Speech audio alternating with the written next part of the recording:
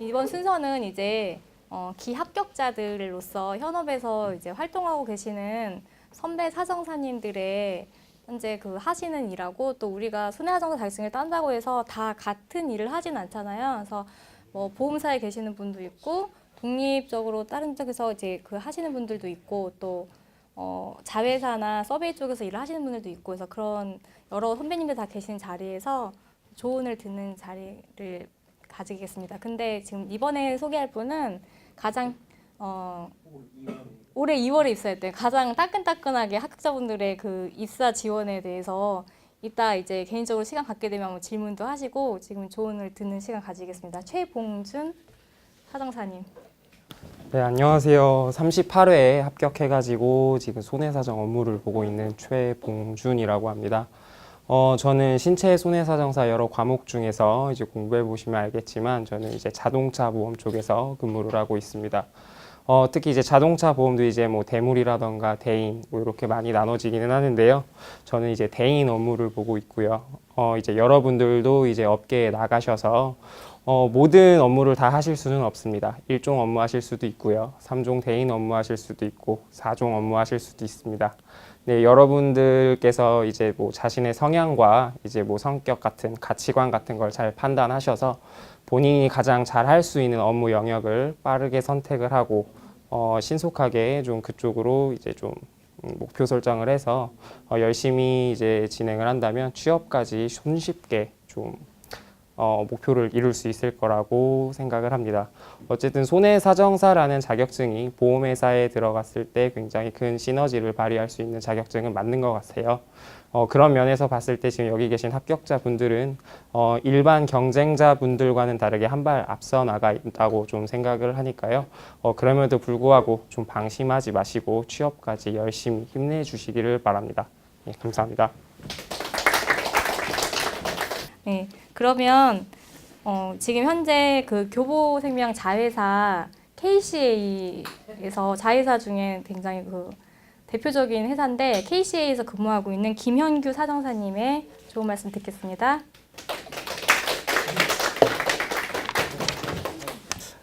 안녕하십니까. 갑자기 자리가 마련이 되었고요. 저는 38기 합격자이고요.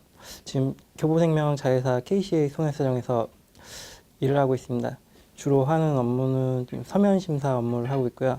뭐 4종 업무라고 보시면 됩니다. 저 교보생명 자회사이다 보니까 생명보험 쪽 업무만 하고 있고요. 주로 서류로 심사를 하다 보니까 큰 업무는 아니고 그냥 보험금 지급에 관련된 업무라고 보시면 되는데, 이번에 합격하신 분들이 뭐 나중에 뭐 하실 때 뭐 손해보험 쪽 일이 뭐 더 재밌을지도 모르겠는데 생명보험 쪽 업무가 좀 더 쉽게 느껴질 수가 있거든요. 일을 하실 때는 그쪽도 한번 고려를 해보시는 게 어떨까 싶습니다. 감사합니다. 네, 네, 장윤석 대표님의 말씀 듣겠습니다. 네, 반갑습니다. 맥손사정의 장윤석이라고 합니다. 먼저 학생들 축하드리고요. 자, 냉정하게 얘기합니다. 이제 무협지로 따지면 칼 잡는 법 배우셨고요. 그림을 그리는 법으로 얘기하자면 붓 잡는 법 이제 배우셨어요. 냉정하게 얘기하자면 지금 우리가 꿈과 현실을 얘기할 상황이 아닙니다. 여러분들 이제는 현실을 직시하셔야 될 상황이기 때문에 막상 현업에 이제 뛰어드셔가지고 일을 하시게 되면은 여러분들은 목표치가 첫 번째는 재보험 살 거고, 두 번째는 보험 살 거고, 세 번째는 손해사정 업체가 될 겁니다. 물론 이제는 그쪽조차도 좀 어플라이가 어려우신 분들도 또 일부 계시겠지만 기본적으로 그렇게 움직이게 되는데, 발로 뛰는 직업이에요. 냉정하게 얘기하면. 여러분들이 지금 생각하시는 것보다 훨씬 더 치열한 시장입니다. 왜? 손해사정사가 하는 거는 여러분들은 이론으로 배우셨을 땐 공정한 손해사정이라고 얘기하지만 결국은 보험사는 덜 주고 싶어하고 피해자나 피보험자는 더 받고 싶어합니다. 그게 현실이에요. 그 사이에서 조율을 하시는 게 여러분들의 업무예요. 그렇다면 그 조율을 어디까지 할 것이냐. 피해자 편에서 가지고 만약에 법이 허용하는 범위 내에서 최대한의 금액을 받겠다라고 한다면 대다수가 이제 신체니까 신체를 기준으로 말씀을 드릴게요. 그러면 이제는 민법에서 얘기하는 직접 손해, 간접 손해, 위자료. 그렇죠? 그걸로 구성을 하게 될 겁니다. 그다음에 보험사 입장에서는 야 말도 안 되는 위자료 얘기하지 마. 말도 안 되는 간접 손해 얘기하지 마. 야 통원이 뭐 통원은 3분의 1만 까 2분의 1 인정하지 마. 이러신 분들 상당히 많아요. 보험사 담당자분들이. 또 지금 앉아 계시는 여러분들 중 일부는 그 포지션에서 또 그렇게 얘기하시게 될 거예요. 자, 그 얘기는 뭐냐면 여러분들이 공부하셨던 내용들의 상당수는 민법과 관련이 돼 있습니다. 그렇죠? 물론 형법이 있어요. 사기. 또 보험사기 특별방지법 관련돼서는 사기 쪽이 있는데 주된 업무의 대다수가 민법이다 보니까 민법상의 손해배상 책임과 관련된 지역을 위주로 말씀을 드렸던 거고요. 생명보험사 쪽에서는 이제 정액보험 위주로 움직이다 보니까는 숨겨져 있는 것들, 기왕증 또는 관여도 아니면은 정식 진단을 받기 전에 관련됐던 내용들을 자료 제출 안 해요. 아니면 녹취를 했었을 때 얼버무리거나 말을 안 하는 경우도 실제로 존재합니다. 그러면 여러분들이 실제로 손해사정 업무를 하게 될 때는 그게 보험사 직원으로서든 아니면은 손해사정 직원으로서든 결국엔 여러분들이 결정해야 될 사항은 이 사람이 한 진술 내역 또 그거를 백업하고 있는 증빙 자료들에 대한 신뢰도를 판단하시고 그걸 우리는 좋게 표현해서 어저스팅이라고 얘기할 뿐입니다. 그 결과값에 대해서 여러분들이 보험사 담당자한테 레포트를 제출하거나 보험사 담당자로서 이 금액은 주는 게 적정하다고 판단하는 거. 냉정하게 얘기하면 거기까지예요. 또 재물을 아까 말씀하셨던 분이 계셨는데 우리나라 재물은 크게 화재하고 누수, 붕괴 요 정도로밖에 구분이 되질 않죠. 뭐 외국처럼 선진화되어 있지 않아요. 외국은 풍수재, 특히 뭐 기후, 지진 이게 서베이가 다 구분이 됐습니다. 외국은 실질적으로. 근데 우리나라 아직 그렇게 되질 않다 보니까 크게는 건축 쪽 그리고 기술 쪽, 엔지니어링 파트 이렇게 지금 구분이 돼가고 있고요. 법인 손해사정 업체를 운영하면서 느낀 거로는 이 시장 참 열악하고 치열해요. 실은. 여러분들이 그러니까 저는 이제는 원래 장밋빛 비전을 말씀해 드리는 게 맞다라는 건 알아요. 저도 알고 있는데 여러분들이 막상 이제는 취업 전선에 뛰어들기 시작하면은 내가 생각한 것과 맞지 않는 괴리감이 분명히 발생할 거기 때문에 그 완충 역할을 했으면 좋겠다는 생각이 이 자리에 쓴 거거든요. 그래서 그냥 조금 더 냉정한 자리였으면 좋겠다 싶어가지고요.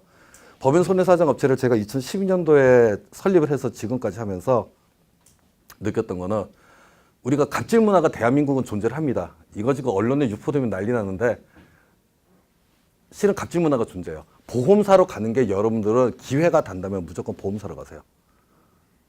이거는 선배로서의 조언이에요. 가능하다면 무조건 더 높은 쪽으로 가세요. 가능하다면 재보험사 어플라이 하시고 그게 안 되면 보험사로 가시고 기왕 보험사 가실 거면은 우리나라 4대 메이저 회사 가세요. 그것조차 안 되면 그때 손해사정 업체 하시고 손해사정 업체 중에서도 처음에는 메이저 손해사정 업체 가세요. 일을 체계적으로 배울 수 있습니다. 선배들이 있기 때문에. 그조차도 되지 않는 분들이 좀 저희 회사 같이 이제 신생 조그만 법인 손해사정 업체 들어오시고 그것도 안 되면은 길이 없어요. 왜? 독립 손해사정 업체는 경력직 위주로 뽑거든요. 실적제이기 때문에. 그러니까 너무 냉정한 현실을 말씀드리는지는 모르겠는데 손해사정사가 비전이 있어요. 자기 성격에 맞으면. 근데 자기 성격에 맞지 않으면은 너무나도 힘들고 스트레스를 많이 받는 직업 중에 하나거든요. 그러니까 그런 점을 꼭 생각을 하시고 나서 기왕 따신 자격증이라면 활용을 하는 게 맞다라면 조금 전에 말씀드렸다시피 높은 쪽부터 치고 나가는 방식을 취하시는 게 맞지 않나라는 생각을 해요. 뭐 혹시 따로 뭐 개인적으로 질문 사항 있으신 분은 없으시죠? 그러면은 혹시 지금 제가 시간 조금 더 가져도 되나요? 이거 거꾸로 수업료 받아야 되겠는데? 우리가 손해사정업이 뭐냐라고 남들이 많이 볼 때 이제 서베이어라는 단어와 어저스트라는 개념을 많이 쓰는데 실무적으로는 서베이어는 손해사정업체 직원으로서 현장에서 사고 조사하는 사람, 필드를 직접 뛰는 사람을 서베이어라고 얘기를 하고요. 그리고 보험사 담당자로서 최종적인 손해를 결정하시는 분들을 어저스트라고 표현을 해요. 실무적으로는 표현이 다릅니다. 근데 손해사정업체가 SNA라고 보통 표현을 하지만 실질적으로 어저스팅 업무는 보험사의 영역이에요. 자, 이거 지금 유튜브로는 좀 이거 안 나갔으면 하고 개인적으로 바랍니다. 저도 이제는 받아서 먹고 사는 사람이기 때문에. 손해사정 업체를 잘 보이시나요? 일단 노란색을 써볼게요.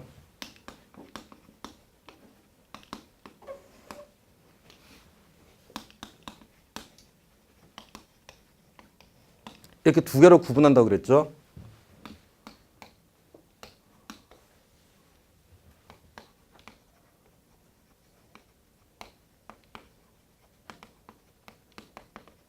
이 단어를 왜 쓰냐면은 여러분들이 가야 될 길이 꽃길이냐 아니면 가시밭길이냐를 판단하는 거는 서베이어 시장은 아까 말씀드린 대로 손해사정업체.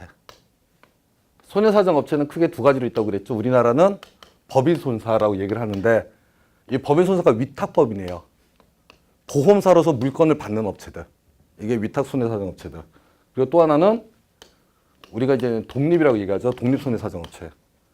근데 독립사정업체는 대다수가 연봉제나 교육, 체계적인 커리큘럼이 짜여있지 않기 때문에 신입이 맨바닥에 뛰어들어서 자기가 자리를 잡기까지 시간이 되게 많이 걸려요. 물론 실력 있는 사장님이 딱 달라붙어서 체계적으로 가르쳐주면 빨리 클 수 있는데 냉정하게 현실적으로 따지면 독립손해사정업체는 단점을 먼저 말씀드린 거예요. 그 얘기는 장점도 있다는 얘기겠죠. 법인손사 단점 딱 하나. 보험사 눈치 보기. 보험사 눈치 봅니다. 아까 말씀드렸다시피 서베이어기 때문에 어저스터의 판단에 기댈 수밖에 없어요. 물론 이제 나중에 스킬이 레벨업 돼가지고 어저스터가 개판 치거나 제대로 모르는 경우도 있어요. 이론만 공부하신 분들 있죠. 이론만 공부하신 분들 있죠. 여러분들처럼 이제 손해사정만 따가지고 오신 분들. 아무것도 몰라요. 서베이한테 발린다는 표현 쓰거든요. 겁나 발려요. 보험사 가서. 삼성화재 대리로 오신 분들도 있어. 대리로 들어왔는데 법인 영업 돌다가 들어오신 분들 있죠. 손해사정업체 과장 정도 되면 발라버릴 수 있어요. 이 발라버린다는 표현이 조금 저급해 보이는데 이거는 뭐냐면은 실력으로 바른다는 얘기예요. 실력. 이 바닥은 철저하게 실력 업계예요. 손해사정사가 지금 여러분들이 왜 땄냐고 하면은 느낌이 온 거란 말이야. 여러분들도 머릿속에 뭐 전문직인 거. 이거 해볼 만한 싸움인데 내가 사법고 시타서 변호사는 못 따. 내가 공부를 워낙 잘해서 의사를 할 수는 없었어. 라고 한 사람들 중에서 기본적으로 머리가 되는데 남들처럼 평범한 월급쟁이 싫으신 분들. 그래서 어느 정도 고소득도 되면서 사회적인 지위도 확보하고 싶으시니까 여러분들이 이 자격증 따신 거예요. 냉정하게 얘기하면. 그죠? 뭐 아니라고 말하면 할 말 없습니다. 그냥 저만의 판단이에요. 편하게 얘기할게요. 그러면은 이 서베이어가 어저스팅하고 단계에서 본다면은 이건 너무 많이 다녀야 되는데 불편한데. 자, 보험금을 청구하는 사람하고 보험금을 청구하는 쪽하고 보험금에 대해서 방어하는 사람이 있다고 그랬잖아요. 그러면 여기는 기본적으로는 계약자일 거고, 그죠? 이거 한자로 쓸 줄 압니다. 저 당연히 안 쓰는 거예요. 자, 계약자도 있을 거고 피보험자도 있을 거고, 그죠? 아니면 또 다른 피해자도 있을 거고, 그죠? 그럼 여기에 대해서 보험금을 갖다가 지급을 해야 되는 보험사 쪽에서 보게 되면은 객관적으로 또는 공정하게 보험금을 얼마나 주는 게 적정하느냐, 여기에 대해서 판단을 해야 되겠죠. 이걸 자기가 다 하기엔 건수가 너무 많지. 그러니까 어떻게 하죠? 법인 손해사정업체에다가 위탁을 하게 되는 거죠. 야, 이거 사고 조사 해봐. 그럼 이제 여러분들이 날아가는 거예요. 여러분들이 현장을 나가서 피해자를 면담하거나 계약자를 면담하거나, 그죠? 뭐 이제 생명보 같은 경우는 피보험자 면담하는 경우도 있겠죠. 병원을 찾아뵙고 그런 경우도 있겠죠. 그래서 적정 보험금을 판단하는 거가 여러분들 업무가 되는 거고, 여기서 피해자는 또는 피보험자는 보험에 대한 지식이 약해요. 상당수가. 여러분들이 손해사정사 잘 모르는 주변인들 되게 많다고 얘기하잖아요. 똑같아요. 보험을 현실에 이게 무형의 상품이다 보니까 경험해보지 못한 분들이 많다 보니까 이분들이 위축돼. 잘 몰라. 그 손해사정사가 와가지고 막 뭐라고 얘기를 하면은 아, 제 말이 맞는 것 같은데 뭔가 조금 찜찜한 게 있는 거예요. 이 사람들이 또 누굴 찾죠? 독립손해사정 찾는 거예요. 그러면 손해사정 업체는 단점은 기본적으로 규모가 작아요. 물론 한 배까지 큰 데도 있죠. 근데 그런 데 빼고는 기본적으로 규모가 작아요. 아니면 대다수가 실적제예요. 아니면은 교육 시스템이 없어요. 근데 여기서 꽃과 같은 장점이 있어요. 독립손해사정업체는 민원이 없어요. 아까 누가 합격자 발표 중에 한 분이 금융감독원 얘기를 하셨는데 왜 웃으시지? 어깨에 계신 분들이구나, 이쪽 분들은. 자, 이거를 왜 얘기하고 싶냐면 여러분들이 아까 제가 꽃밭 가시밭 얘기를 했는데 오늘 제가 하고 싶은 말의 키워드는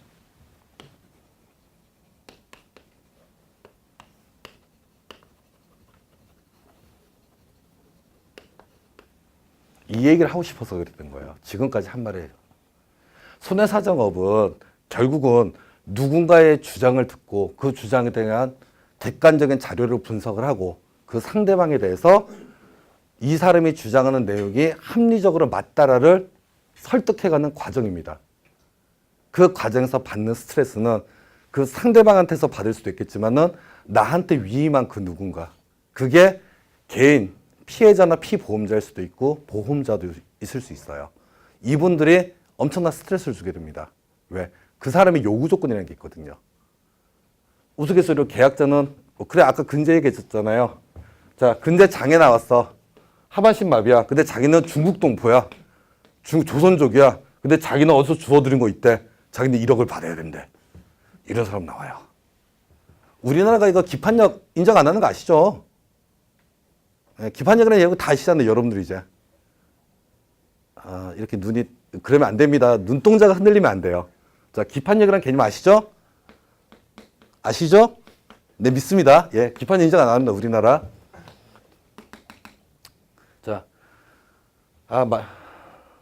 말이 세 번이면 안 되는데, 자, 쓸데없는 얘기인데, 자, 누군가가 1억을 달라고 하는데 자기가 손해사정을 해봤더니 5천만 원밖에 안 나와. 5천만 원도 맥스를 올렸을 때야. 근데 또 과실률이라는 개념이 있죠. 과실률 갖고 싸움이 났네. 피해자는 자기가 위임을 했는데 자기는 0%라고 무과실이라고 주장을 해. 보험사는 판례 들이면서 야 이거 기본적으로 50% 아니야? 뭐 비대에서 떨어지는 추락사고 이런 것들 많잖아요. 뭐 하이브 안 쓰고 뭐 결속 안 하고 뭐 아니면 안전장구 고리 끊어져가지고 떨어지는 추락사고 수록하잖아요. 이런 거 갖고 싸움 나잖아요. 이렇게 싸움이 난 경우에 피해자, 자기한테 위임하는 사람조차도 엄청난 스트레스를 줘요. 야 이거밖에 못 받아? 그러면 독립손해사정업체는 사장님한테 보고할 때 겁나 깨지죠. 야, 너 기본적으로 10%는 받아야 될 거 아니야? 그러면 어떻게든 네가 1억을 만들어서 1,000만 원을 받아내야지. 5천만 원 만들어서 500만 원 받을래? 너 뭐 하는 거야? 냉정한 현실을 왜 말씀드리냐면 이 얘기랑 똑같이 법인손해사정업체는 뭐 어떻게 할 것 같아요? 법인손해사정업체는 민원을 굉장히 취약하거든요. 만땅이에요. 민원을 받게 되면은 금융감독은 민원을 받게 되면은 야, 너 민원 받고 뭐 하는 거야? 사고조사 똑바로 했어? 네 윗대가리 누구야? 네 사수 불러와봐. 야, 너 이거 처리금 뭐 했어? 뭐 확인한 거야? 보험사 들어가서 죄송합니다. 제가 직원 교육을 제대로 못 해가지고. 그럼 사장님이 이제 오게 되면 이제 눈덩이처럼 내려오죠. 야, 이 새끼야, 뭐 하는 거야? 조인트 까기 시작하고. 이사 나오라 그래. 이렇게 돼요. 현실적인 문제들이 이렇게 말씀을 드리는 이유는 딱 하나예요. 여러분들이 받는 스트레스로 인한 멘탈 관리를 하시라는 거.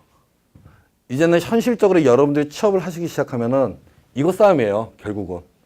오래 갈 수 있는 거는. 물론 나머지 부수적인 것도 여러 가지 있겠지만 가장 기본적인 얘기는 멘탈 관리를 여러분들 해달라는 거. 왜? 여러분들이 확고한 지식이 있고 확고한 이론이 있으면 멘탈이 안 무너져요. 싸울 수가 있어요, 충분히. 근데 자기가 이론이 약해. 아니면 제가 되도 않는 얘기를 하는데 겁을 먹거나 제가 알고 봤더니 조폭이야. 그래서 막 겁을 줘요. 그런 경우는 멘탈이 무너져 버리면은 서베이나 어저스팅에 똑바로 나갈 수가 없어요. 그렇기 때문에 멘탈 관리 반드시 해달라는 거. 그리고 이론적으로 여러분들이 손해사정을 한 거랑 실무적으로 직접 부딪혀서 하는 거는 이제 기본적으로 제 개인적인 생각은 10% 정도 아시는 거예요. 왜? 10%도 안 돼요. 그 많은 보험 종목 중에서 여러분들이 시험으로 봤던 건 몇 개 되지 않아요.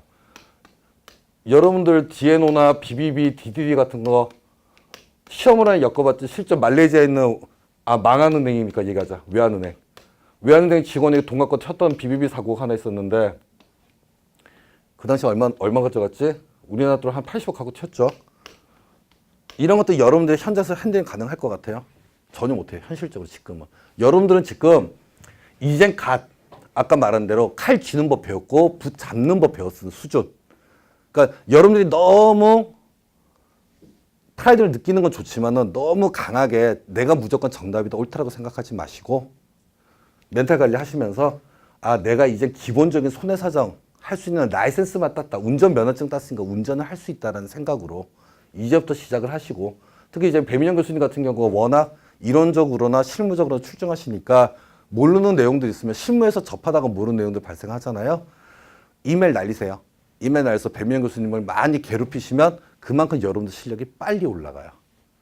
자, 두서없이 여러 가지 말씀드렸는데 여기에 대해서 한 번 더 기억해 주시고 하여간 다시 한번 합격하신 분들 진심으로 축하드립니다. 박현 대리님 오셔서 그 롯데손보 업무에 대해서나 손보 업계에 대해서 좀 좋은 말씀 해주시겠습니다. 박현 대리님. 예. 예, 안녕하세요. 롯데 손해보험 장기 손해사정팀 1센터 업무를 담당하고 있는 박현 대리라고 합니다. 저희는 지금 이제 팀은 저희 쪽 이제 본사 쪽하고 이제 광주 파트 따로 있고요. 이제 광주에서는 아무래도 이제 전라도권하고 이제 광주 지역 이제 담당해서 하고 있고 저희 쪽은 이제 본사에서는 이제 서울하고 이제 그 외 지역들, 그러니까 전라도랑 광주 이외 지역을 하고 있고요. 저희는 지금 센터가 3개로 나눠져 있습니다. 그래서 1센터에서는 사망하고 후유장애 담당하고 있고 2센터에서는 진단비 담당하고 있고 3센터에서는 이제 비급여랑 이제 법률 비용이라든지 이런 비용을 담당하고 있습니다. 그래서 저희 뭐 업계에서 소문 뭐 이제 손금사나 이런 데 카페에서도 많이 보셔서 아시겠지만 저희 회사 공고가 조금 경력직이 좀 자주 뜨는 편이에요. 아무래도 다른 회사보다는 조금 업무 조금 양도 많아서 아무래도 이제 조금 좋은 인재들 많이 채용하고 있고요. 일단은 기본적으로는 이제 공채로 들어오시면 좋겠지만 처음에 이제 워낙에 이제 원수사라는 데가 워낙에 처음에 이제 공채를 뽑는 인원이 워낙에 제한적이잖아요. 그래서 이제 다른 데서 이제 워낙에 경험을 많이 쌓고 저도 이제 자회사에서 이제 경험을 쌓고 이렇게 이제 원수사로 조금 이제 간 케이스고요. 일단은 뭐 자격증 이제 따신 만큼 이제 아무래도 경력을 쌓다 보면 또 좋은 기회가 많이 오기 마련이거든요. 그래서 아마 또 자회사 이제 기회가 되시는 대로 이제 조금 취업이 좀 어려우니까 이제 아무래도 이제 업무 경력을 쌓아서 또 이제 좋은 데로 또 이직할 수 있는 좋은 기회가 있으니까요.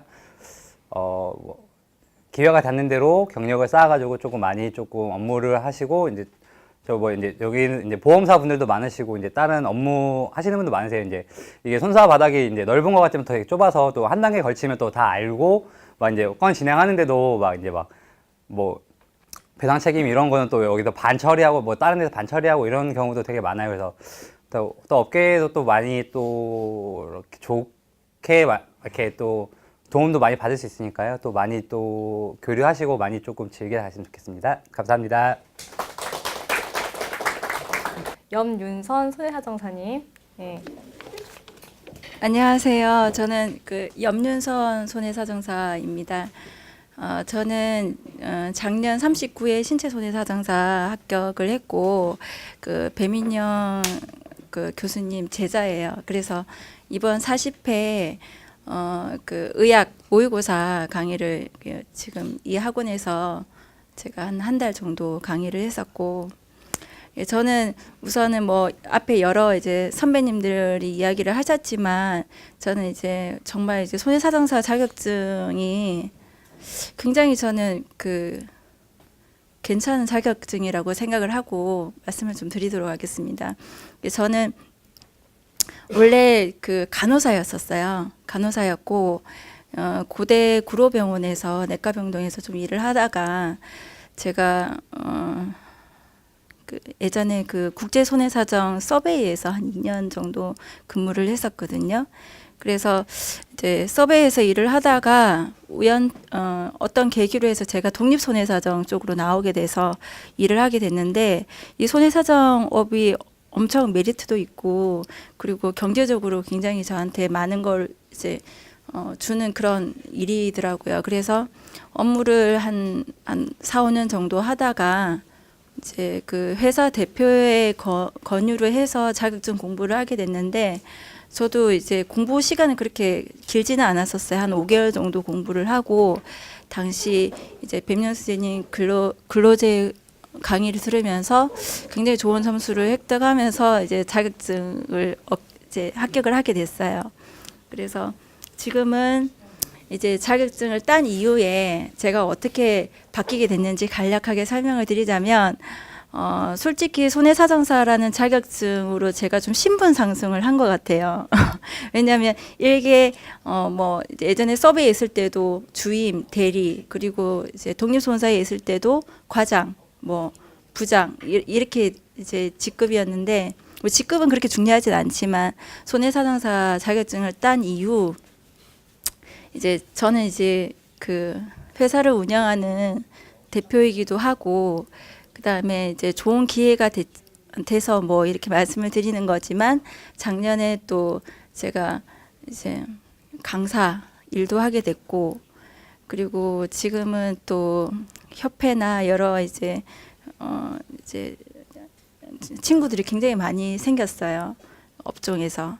그리고 이제 보험사 이제 담당자들하고도 교류가 많아졌고, 그래서 우선은 결론은 그래요. 손해사정사, 저는 이제 간호사를 하면서 옆에 의사도 받고, 그리고 뭐 법무법인에 있으면서 옆에 뭐 변호사도 보고 했지만, 우리가 그 손해사정사라는 자격증을 잘 활용하게 된다면 의사 자격증이나 변호사 자격증 못지않게 이 자격증으로 굉장히 좀 날개를 달 수 있다는 생각을 하고 있거든요. 그래서 여러분들도 합격을 하셨으니까 이제 양쪽에 날개를 다시고 좀 성장을 많이 하셨으면 좋겠고, 그리고 마지막으로 저는 어차피 지금 이제 뭐 이렇게 학생 신분이시고 어차피 이제 뭐 회사에 취업을 하시게 되지만, 우리가 인생을 길게 내다 보면 우리가 그냥 취업하고 뭐 이렇게 이게 끝이 아니거든요. 우리가 뭐 70세까지 정말 이 자격증으로 어찌 보면 먹고 살아야 되는데, 나오게 되면 다 이제 친구가 되고 같은 동료가 되고 그리고 같은 업종 사람이 되기 때문에 서로 이제 보험사에 있든 독립손사에 있든 서베이에 있든 그 손해사정사들끼리는 좀 존중을 하면서 좀 잘 지냈으면 좋겠다라는 게 제 바람이고, 여러분도 그렇게 좀 해주셨으면 감사하겠습니다. 네. 마지막으로 이선재 손해사정사님이 피날레를 장식해 주시겠습니다. 안녕하세요. 손해사정사 이선재라고 합니다. 저는 가산동에서, 여기죠, 가산동에서 독립손해사정업체인 제 이름을 따서 선재 손해사정사무소를 운영하고 있고요.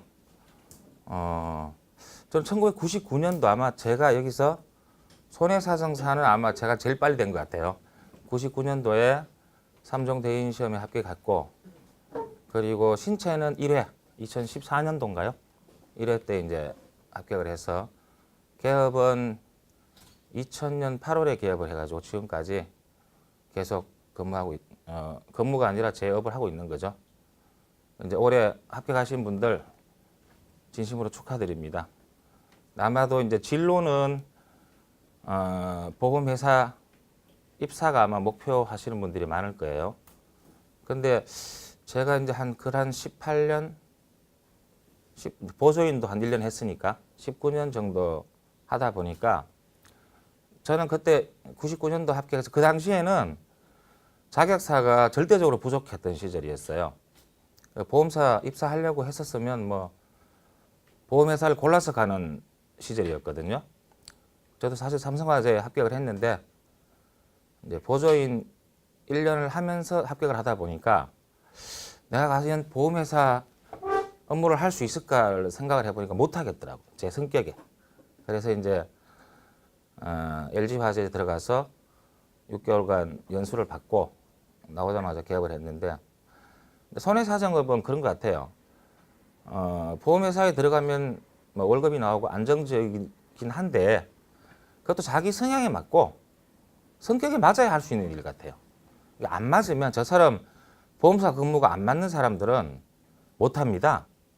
그래서 옛날에 제가 99년도 그때 합격하던 시절에 제1화재, 지금 없어졌죠, 제1화재에 40명이 입사를 했는데 6개월 만에 30명이 퇴사를 했어요, 자동차 보상에. 그래서 아무리 좋은 회사에 들어가서 업무를 하더라도 자기 성향이 안 맞고 성격이 안 맞으면 못하는 거거든요. 근데 저는 개업을 해가지고 지금까지 하면서 저한테 맞는 것 같아. 이 독립업이. 아마 보험사에 들어갔으면 아마 제가 의 업을 떠났을 것 같아요. 1년도 안 돼서 그만두고 아마 전혀 다른 일을 하고 있었을 것 같아요, 지금. 그래서 이제 젊으신 분들이야 뭐 대기업에 입사해가지고 뭐 아직도 이제 미혼이신 분들이 많으니까 또 결혼도 해야 되고 하니까 이제 대기업에 입사하는 걸 선호하시는데 그게 뭐 전부는 아니다 이런 말씀을 드리고 싶어요.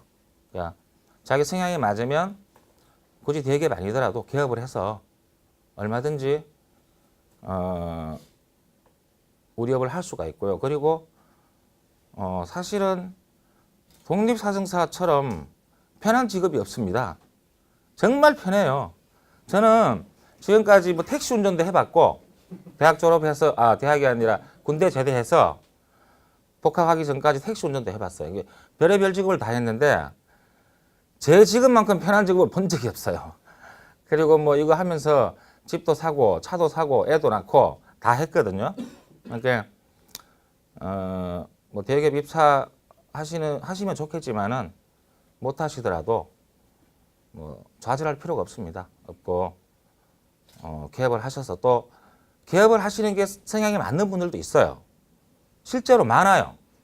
보험회사에 근무하는 것보다 개업해서 자기 역량을 펼치는 게 맞는 분들이 의외로 많습니다.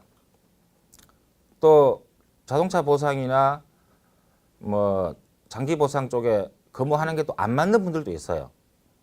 왜냐하면은 뭐 어찌됐든 피보험자를 좀 핍박하는 이 업무를 해야 되기 때문에 그런 게 성향이 안 맞아서 퇴사하시는 분들이 의외로 굉장히 많습니다. 오래 근무하시는 분. 그래서 저는 자동차 보상에서 10년 이상 근무한 사람들 저 존경해요. 어떻게 자동차 보상을 하면서 10년 이상 근무를 할 수 있을까? 저는 보통 정신 아니고는 할 수가 없는 업무인데 맨날 하는 일이 이제 피해자들하고 합의하는 게 주 업무잖아요. 합의하는데 보험회사 돈을 퍼줄 수는 없고 어떻게 해서 한 푼 더 깎아서 합의를 해야 되는데 본인은 알잖아요. 이 사람 손해액이 얼마라는 거. 아는데 거짓말을 해야 되고 그러니까 그게 맞지 않는 사람들이 굉장히 많습니다. 그래서 꼭 대기업을 목표로 하시는 게 업무를 해보시면 아실 거예요. 이게 다가 아니라는 거. 제가 오늘 이제 좀 길어졌는데 이제 이번에 합격을 하셔서 손해사정사로서 이제 첫 발을 앞으로 내디뎌야 되는데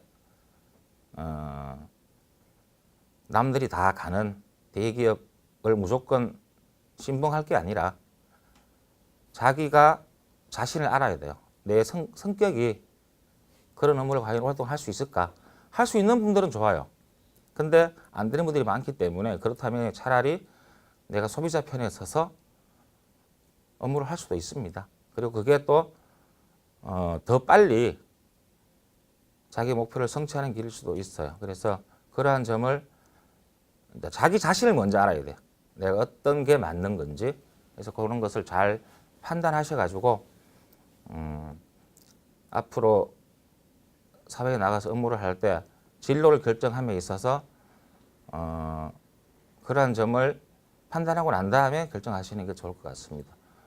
길어진 오늘 다시 한번 합격하시는 거 축하드리고 이 사회에서 손해사정사로서 꼭 성공하시길 바랍니다. 감사합니다. 저는 개인적으로 이 업에 대해서 좀 말씀드리자면 제가 이제 데이터가 쌓이면 쌓일수록 저의 기념일과 누군가의 안 좋은 일이 일어난 일이랑 이게 같이 오버랩이 되는 경우가 되게 많이 있어요. 그래서 좋았던 점은 제 일상에 대한 감사함을 가지겠다는 거예요. 이렇게 무사하게 하루하루를 보내는 게 굉장히 당연한 것 같지만 되게 쉬운 일 또한 아니구나라는 생각을 되게 많이 하게 돼서 손해사정사로서 사건, 사고를 매일 겪게 되다 보니까 그래서 여러분들도 이 직업에 대해서 자부심을 가지셨으면 좋겠어요. 누군가의 아픈 순간에 함께 할 수밖에 없는 꼭 필요한 직업이라는 자부심을 보험사에 계시든 뭐 서베이 측 일을 하시든 혹은 독립에 계시든 이 업에 대한 그런 그들과 그렇게 아픈 사람들의 한때를 함께하는 사람이라는 거에 대한 자부심을 잃지 않으시고 또 아까 뭐 자동차 보험 쪽 일을 하시는 업무의 그 극함을 또 설명하셨지만 그쪽에 계시는 분들 중에서도 또 나름 자부심을 가지고 자기 기준에서 하시는 분들도 굉장히 많으시니까 내가 그런 사람이 돼야겠다라고 생각을 하시고 새로운 길을 준비하시는 데 있어서 많은 도움이 되셨으면 좋겠습니다. 오늘 자동차, 그러니까 손해보험사, 생명보험사, 서베이 그리고 독립 쪽 일하시는 선배님들을 한 자리에서 되게 만날 수 있는 합격자분들에게는 사실 되게 좋은 기회였던 것 같아요. 그래서 오늘 함께 자리해 주시면 너무 감사드리고 마지막으로 원장님 마무리 말씀해 주시고 공식적인 거는 종료를 하겠습니다.